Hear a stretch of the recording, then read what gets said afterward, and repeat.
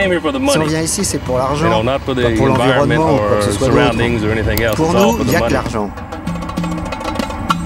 Les barbelés, les clôtures, faut que je m'organise pour ne pas les voir. Sans ça, je ne serai pas capable de rester aussi longtemps. Nous obéissons à des règles de sécurité très strictes. Il y a une petite garnison militaire à côté des installations et nous prenons toutes les précautions voulues. Mais ici, dans le sud, nous nous sentons totalement et complètement en sécurité sans aucun problème.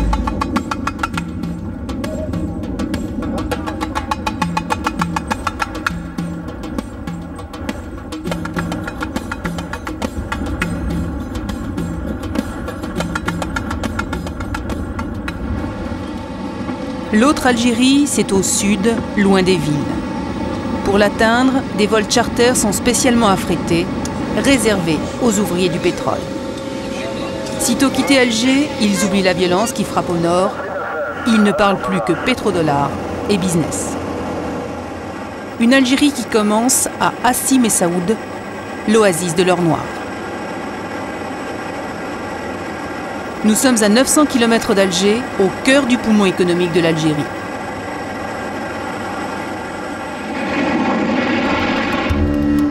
Tout autour, un vaste champ de pétrole, près de 900 puits en activité et des milliards de dollars en jeu. La moindre menace, le moindre attentat, et c'est tout le système algérien qui risque de s'effondrer. Alors ici, on ne badine pas avec la sécurité. Décrété zone d'exclusion, le sud des champs de pétrole et de gaz est placé sous haute protection militaire. Sécurité maximale, accès strictement contrôlé, autant de garanties données par le gouvernement algérien aux multinationales du pétrole pour qu'elles reviennent prospecter dans le sud algérien. Depuis 4 ans, avec l'ouverture des réserves pétrolières et gazières aux capitaux étrangers, 20 compagnies parmi les plus importantes ont réinvesti le sous-sol algérien. À 1500 km au sud d'Alger, Rour El Nous. Depuis 2 ans, l'une des plus grandes entreprises de construction canadienne s'est installée ici. Un chantier énorme pour ériger dans ce désert ingrat ce qui devrait être en Algérie la plus grande usine d'exploitation de gaz du prochain millénaire. Tous les ouvriers algériens ont fait l'objet d'une enquête minutieuse avant d'être embauchés. Le chantier est placé sous haute surveillance.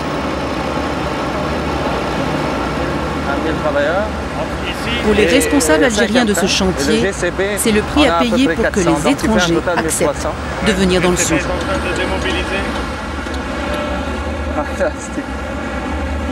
Je suis dans le sud algérien depuis 1988.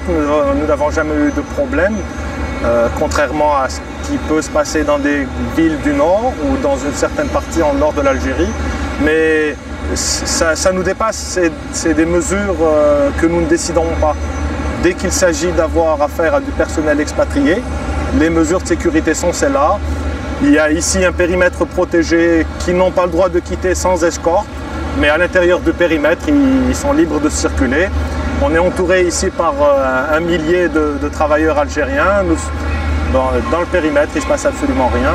Maintenant, en dehors du périmètre, les garanties du gouvernement, je pense vis-à-vis des autres gouvernements étrangers, veulent que ces mesures soient celles-là. L'Algérie a besoin de ces entreprises étrangères qui viennent ici travailler, exploiter? Je dirais oui et non. Il est clair que nous ne maîtrisons pas tout. Il est clair que des entreprises occidentales, nord-américaines ou européennes ont souvent le know-how, le savoir-faire que nous n'avons pas toujours. Mais moi je pense que le drame des compagnies algériennes, c'est souvent un manque de management, des choses comme ça. Mais on peut faire beaucoup de choses, je pense. Pour la cinquantaine de Canadiens, pour le directeur du projet, pas d'état d'âme. Ils ont un seul objectif, mener à bien et dans les temps leur projet. Nous, comme c'est notre premier projet au sud, alors au début les gens étaient un peu réticents, hésitants je veux dire, mais maintenant vraiment lorsque chacun commence à dire que c'est très bien, alors il y a beaucoup qui aiment venir travailler ici présentement. disons, ici, on ne sent pas qu'on est dans un pays où il y a du terrorisme. On est vraiment en sécurité complète et les gens commencent à s'habituer maintenant. Et le fait que vous ne puissiez pas sortir de la base vie après 19h le soir? D'une manière ou d'une autre, je ne connais pas beaucoup de tavernes ni de bistrots dans le quartier.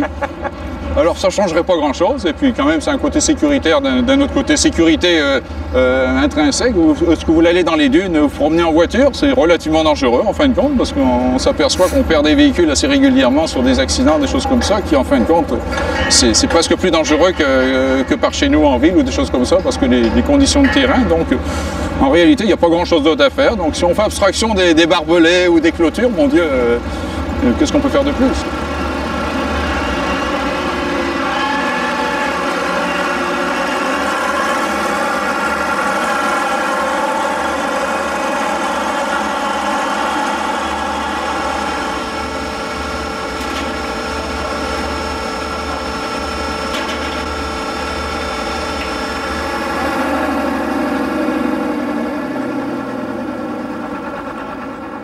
Ça se passe entre Algériens et Canadiens ici?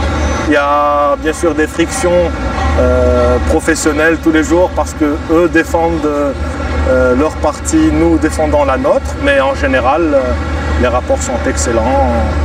D'ailleurs après la journée de travail, on se retrouve ensemble sur les terrains de sport, on mange ensemble, on discute à peu près. Après le travail, on ne voit plus la différence qui est canadien, qui est algérien.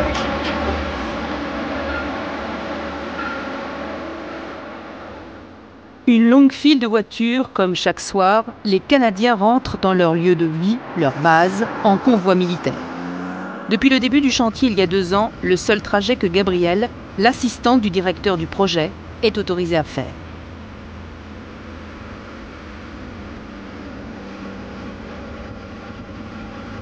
Les bases vie réservées aux étrangers, 2 mini-camps retranchés.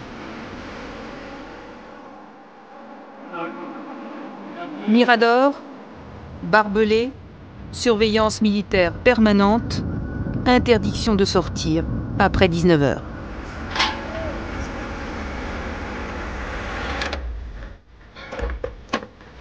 Gabrielle, l'une des rares femmes de la base, a, elle, du mal à s'habituer à cette vie-là, même si elle sait que c'est une nécessité imposée par le gouvernement algérien et la compagnie qui l'emploie.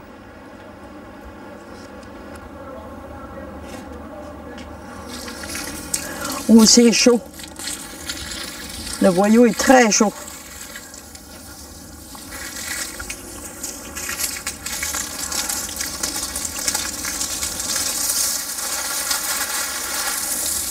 Non, ça va lui faire du bien.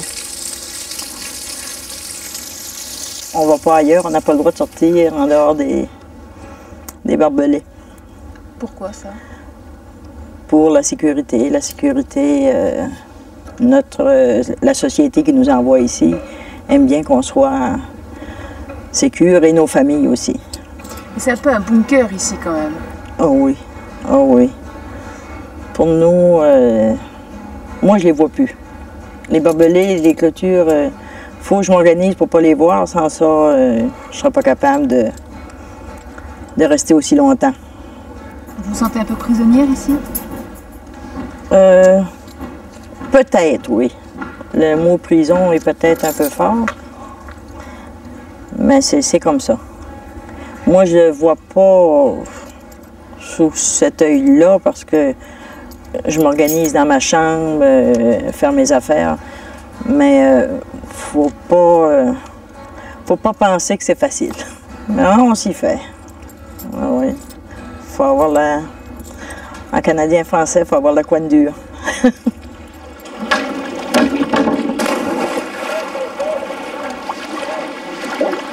Quelques loisirs pour tromper l'ennui et oublier la chaleur étouffante du désert.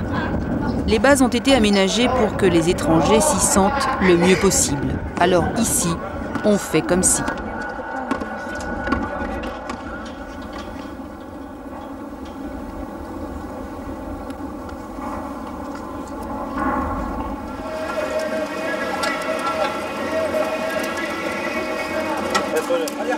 Mais tous ne pensent qu'à une seule chose, les salaires attractifs et la garantie qu'après les 5 semaines passées sur le chantier de Roerdelnoes, ils auront leurs 3 semaines de vacances, le retour au Canada, chez eux.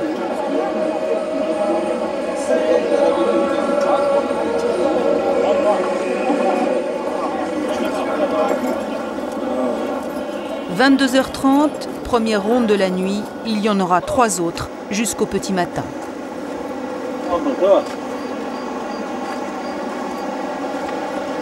Une protection privée à l'intérieur de la base, comme dans toutes les bases vies des étrangers du sud algérien.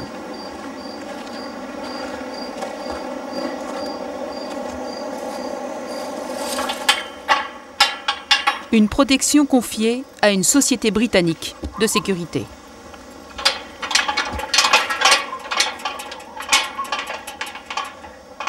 On est un cible ici très difficile. Il n'y a aucun intérêt d'ailleurs pour quelqu'un de venir attaquer jusqu'ici. Non parlons pas de l'impossibilité, mais l'extrême dureté de l'affaire, vu l'isolation du coin. Très difficile à monter une attaque ici. On a l'impression qu'ici le sud est surprotégé, alors que le nord... Le sud, il est surprotégé. Parce que peut-être il y a ici une concentration d'expatriés, d'une. 2, c'est la richesse de l'Algérie qui est ici, le bassin au moins ce qu'on a appelé dans le temps le bassin de Guédames. À Siberkin, c'est la banque d'Algérie, c'est un vaste champ de pétrole. Et le gaz également. Et gaz, qui est exploité en ce moment peut-être à 25%. Donc il y a le futur d'Algérie qui est en dessous de nos pieds ici. Donc ça veut dire qu'effectivement on met tous les il faut le protéger, voilà, il faut le protéger, c'est sûr. Ouais. Des Canadiens nous ont dit aujourd'hui que le fait de vivre avec des barbelés était parfois un peu pesant. Oui, mais on s'y habitue. Et puis quand on se rend compte que c'est une nécessité, je crois qu'en plus, la manière qu'on a mis une couche de peinture blanche, ça disparaît quand même. Les barbelés peuvent disparaître sous la peinture blanche? Absolument. On avait même pensé de peindre le barbelé bleu, comme ça réintègre le ciel, mais bon. SNC-Lavalin, ils n'ont pas donné l'argent pour la peinture. Bon. Les Canadiens, donc. Les Canadiens, voilà. Ils ont skippé tout l'argent, là.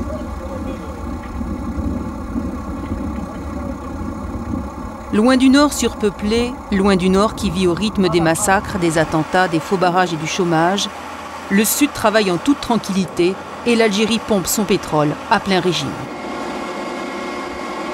À la triste comptabilité des morts victimes du terrorisme au nord, le sud répond statistiques et chiffres d'exploitation records. Le pétrole, le gaz, c'est pour l'Algérie 95% des recettes d'exportation. C'est en Algérie que les plus gros gisements de gaz et de pétrole ont été découverts ces 4 dernières années. Enjeu économique, mais peut-être et avant tout politique. Les hydrocarbures, c'est la cassette, le trésor enfoui de l'État algérien, la garantie de survie des clans au pouvoir qui, depuis le début des années 60, n'ont cessé de se partager les bénéfices de la rente pétrolière.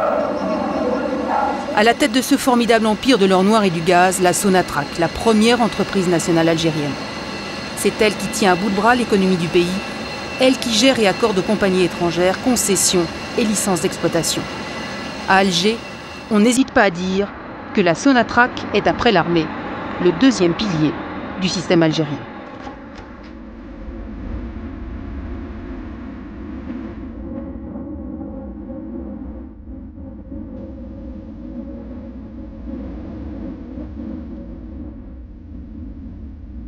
Franck, lui, est allemand et pilote. Et pour lui, comme pour la plupart des étrangers qui travaillent dans ce sud pétrolier, il ne sait rien de ce qui se passe à quelques centaines de kilomètres plus au nord. Les passagers viennent des 4 coins du monde pour travailler ici en Algérie. La plupart d'entre eux sont dans le pétrole et ce qui les caractérise, c'est qu'ils sont toujours très pressés d'arriver, pressés de partir. Et depuis combien de temps tu es pilote ici en Algérie? Depuis 1 an et demi. Et pourquoi tu as choisi de faire ça? En Allemagne, j'ai rencontré un collègue, on est de la même ville, et il m'a parlé de ce job. Ça m'a tellement emballé que j'ai immédiatement postulé. Et pour moi, ça a été un vrai coup de chance, j'ai eu très vite le boulot. Et tu aimes ça? Oh oui, beaucoup. Je rencontre des tas de gens et j'adore survoler le désert. Ce qui est génial aussi dans ce boulot, c'est les rotations. On travaille 5 semaines et on a 5 semaines de congé. Alors je me concentre sur ce que je fais et je sais qu'à la fin, j'aurai mes 5 semaines pour profiter de mes vacances. C'est super. Je n'ai pas peur ici, je me sens même en totale sécurité et je suis même sûr qu'on est plus en sécurité en Algérie que dans n'importe quelle gare de n'importe quelle grande ville en Allemagne.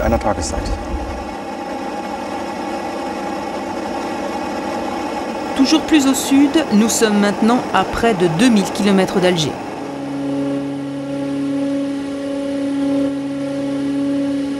TFT, le dernier fleuron de la technologie et de l'électronique. L'usine de gaz vient à peine d'être achevée. 3 ans de travaux et des investissements énormes. 3 compagnies vont maintenant pouvoir se partager le gâteau. Sonatrach pour l'Algérie, Repsol pour l'Espagne et Total pour la France. Cette usine est l'usine de TFT, ou Tinfouillet Tabankort, qui est une usine de traitement de gaz. Donc nous produisons le gaz à partir de 51 puits et ici nous traitons 20 millions de mètres cubes jour de gaz. C'est beaucoup. C'est beaucoup, ça représente, je dirais, en gros 10% de la consommation de gaz de la France. L'investissement global est de 600 millions de dollars, donc Total a investi à peu près 200 millions de dollars. En fait, c'est une association algéro-franco-espagnole. Les pourcentages réciproques sont de 35% pour Sonatrach, 35% pour Total et 30% pour Repsol. Donc chacune des 3 compagnies a financé le projet à hauteur de sa participation et aura un accès au produit également à hauteur de sa participation, puisque le principe du fonctionnement du contrat d'association, c'est le partage de la production. Ici aussi, une sécurité maximale. L'usine est sous la protection de l'armée algérienne. Nous pouvons circuler librement dans un rayon de quelques kilomètres pour la supervision des travaux, mais si nous voulons aller au loin sur des puits à 20 ou 30 km, nous devons le faire sous escorte militaire.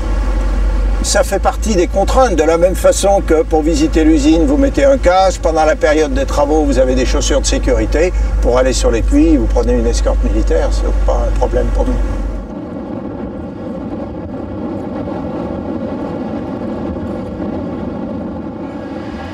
À TFT aussi, la construction de l'usine a été confiée à des étrangers, essentiellement des Américains. Ils sont près d'une 50aine et eux non plus n'ont pas d'état d'âme. Ils savent qu'ils sont de passage le temps de la construction de l'usine. Okay, that's good, Lolly. That's what we've got. 0. Good?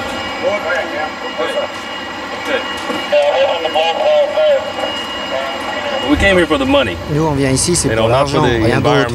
Pour nous, il y a que ça qui compte. Et combien vous gagnez? Combien? Bien plus que ce que je peux gagner chez moi. Vous voulez pas le dire? Non, bien plus que ce que je peux me faire chez moi. Quand vous avez décidé de venir en Algérie, dans votre famille, on vous a pas dit non, on n'y va pas, c'est trop dangereux à cause du terrorisme? Oui, au début peut-être, ils étaient inquiets. Je suis divorcé, c'est aussi l'autre raison qui m'a fait venir ici. Il ne se passe rien ici, pas dans cette usine.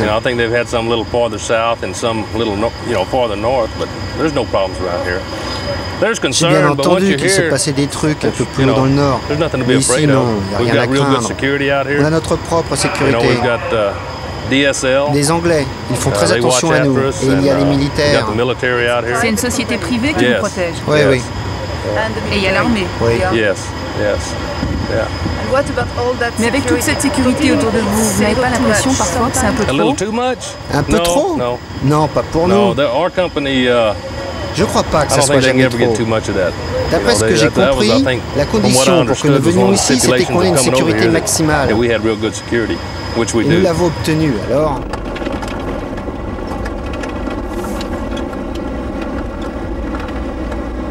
Le sud des garnisons militaires, le sud protégé.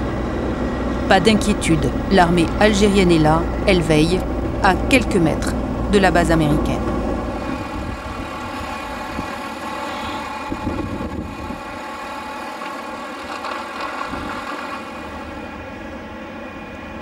Mais ici aussi, comme chez les Canadiens, impossible de sortir après 19 h.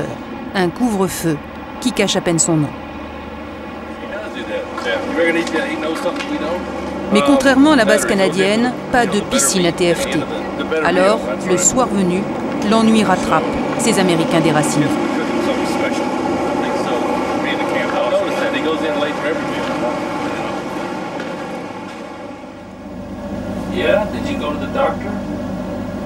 Nostalgie du pays, de la famille.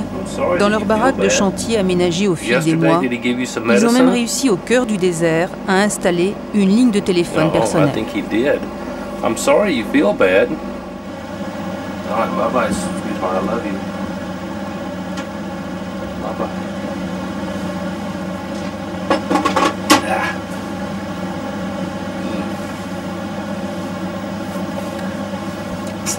C'est dur. Ah ça oui. Ouais. Pourquoi? Ma fille est à la maison. Elle est malade. Elle se sent pas bien. Qu'est-ce que vous pouvez y faire? Oui. Qu'est-ce que je peux faire? Je peux juste lui téléphoner. C'est dur ici, non? Très dur.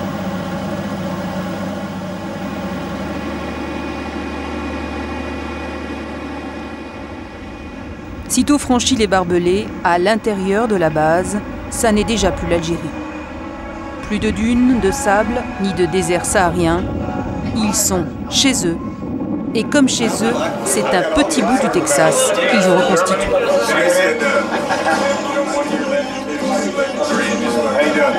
Le bar, ils l'ont eux-mêmes aménagé dans l'une des baraques du chantier.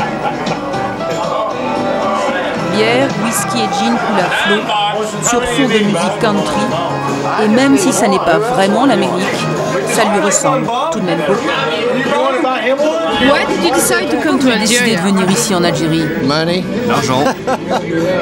Au moins c'est honnête, non? C'est pour l'argent que je suis là. Lui aussi, et l'autre là-bas aussi. C'est un défi.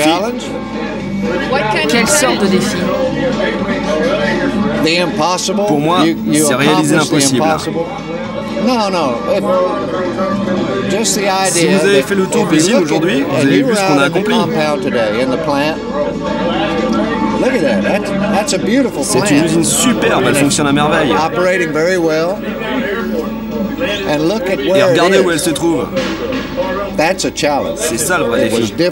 On a eu toutes les peines du monde à parvenir les matériaux jusqu'ici. Mais on a réussi. On l'a fait dans les délais. Et la sécurité? La sécurité? De quoi parlez-vous? De quoi j'aurais peur? Des chameaux?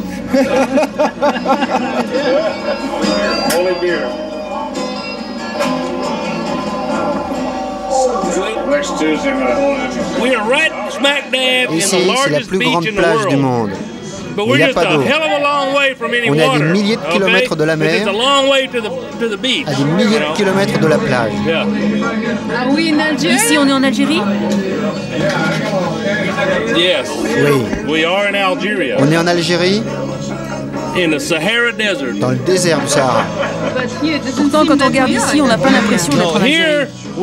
Non, ici, tu es exactement où tu as envie d'être. On est dans le Kentucky, on est dans le Texas, près d'Houston. On est chez nous, on se prend du bon temps. Ici, tu oublies tout. Tu peux être qui tu veux. Comme tu veux. Et avec Jameson. Oui, et il y en aura encore beaucoup. C'est ce qui nous fait grimper. On vient ici pour oublier le boulot, l'usine et tout le reste.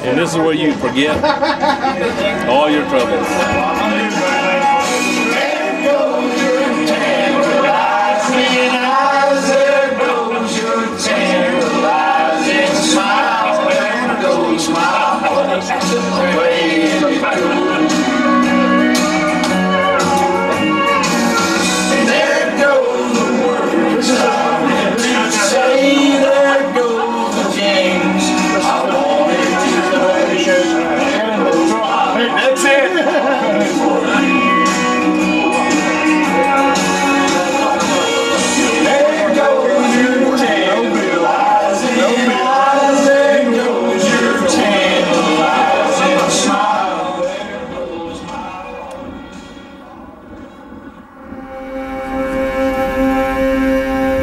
Algérie utile face à une Algérie rongée par la violence. Le Sud contre le Nord.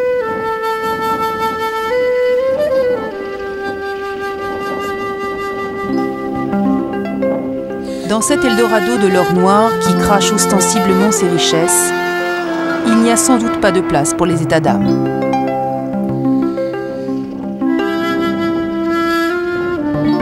Alors, lorsque les deux Algéries se croisent par hasard, elles ne peuvent se saluer que de très loin.